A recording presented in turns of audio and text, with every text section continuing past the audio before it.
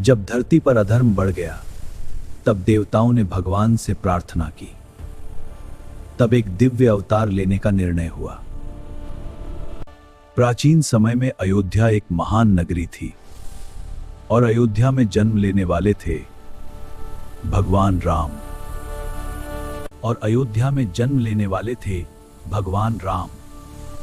प्राचीन समय में अयोध्या एक महान नगरी थी। यहां सुख और समृद्धि थी। राजा दशरथ इस नगरी के राजा थे, लेकिन उनके जीवन में एक कमी थी। उनकी कोई संतान नहीं थी। रानियां भगवान से प्रार्थना करती थीं। राजा ने ऋषियों से सलाह ली। मुझे यज्ञ का सुझाव दिया। पूरे राज्य में तैयारी शुरू हुई। उत्तरेष्टि यज्ञ आरंभ हुआ। मंत्रों से वातावरण गूंज उठा। देवताओं को आमंत्रित किया गया। यज्ञ की अग्नि प्रज्वलित हुई।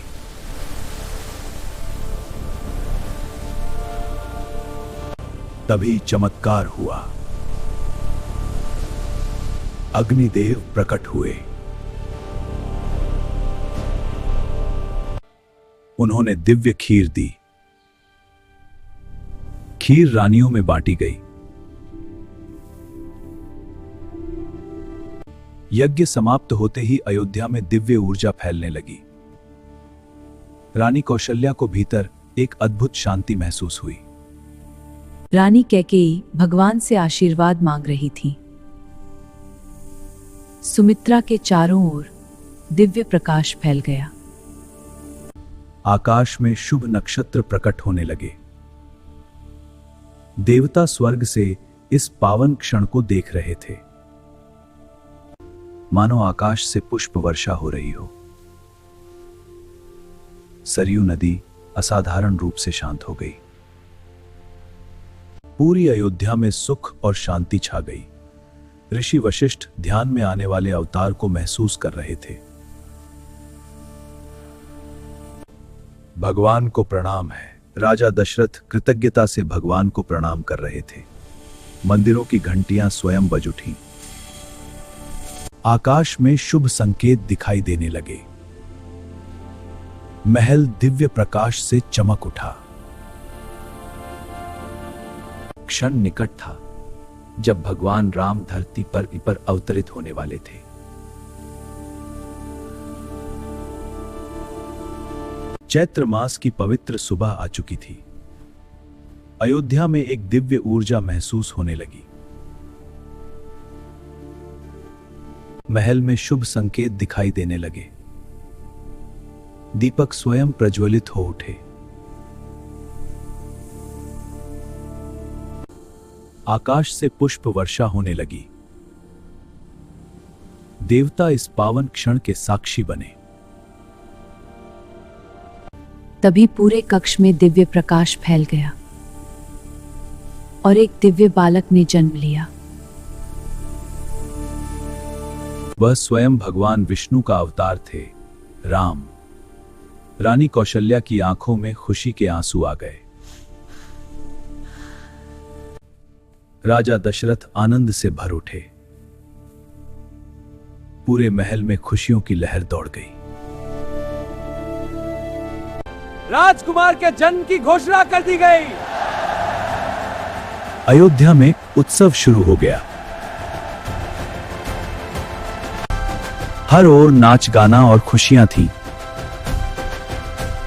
दियों से पूरी नगरी जगमगा उठी। मानो स्वर्ग धरती पर उतर आया हो। देवताओं ने आशीर्वाद दिया।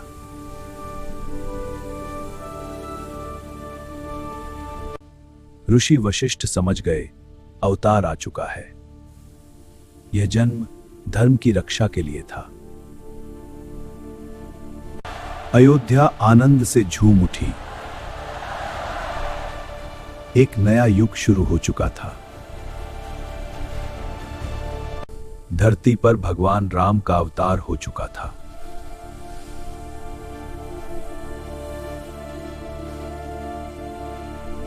कुछ दिनों बाद नामकरण संस्कार की तैयारी शुरू हुई। ऋषि वशिष्ठ महल पहुंचे। लोग भगवान का धन्यवाद करने लगे। यह राज्य का धन तुम सब में बांट दो। राजा ने पूरे राज्य में दान कराया। पूरे राज परिवार ने यज्ञ में भाग लिया। दिव्य बालक को यज्ञ के पास लाया गया। ऋषि ने आशीर्वाद दिया और बालक का नाम रखा गया राम। अयोध्या में खुशी की लहर दौड़ गई। अन्य रानियों को भी पुत्र प्राप्त हुए। चारों राजकुमार साथ बड़े होने लगे। राम बचपन से ही शांत स्वभाव के थे। भाइयों के साथ उनका प्रेम अद्भुत था। राम सभी जीवों से प्रेम करते थे। लोग उन्हें देखकर प्रसन्न हो जाते। राजा दशरथ गर्व से भर उठते। माता कौशल्या उन्हें स्नेह से देखती। राम ने गुरुओं से ज्ञान प्राप्त करना शुरू किया। बचपन से ही उनमें अद्भुत प्रतिभा थी। अयोध्या और भी सुखी हो गई। धर्म और शांति हर ओर फैल गई। लोग भगवान का धन्यवाद करते। सब जानते थे यह बालक असाधारण है। उनके साथ दिव्यता चलती थी। प्रकृति भी उनका स्वागत कर रही थी। पूरी नगरी आशा से भर गई। एक स्वर्णिम युग शुरू हो चुका था। भविष्य में धर्म की रक्षा उनका उद्देश्य था। दुनिया बदलने वाली थी। देवता संतुष्ट थे।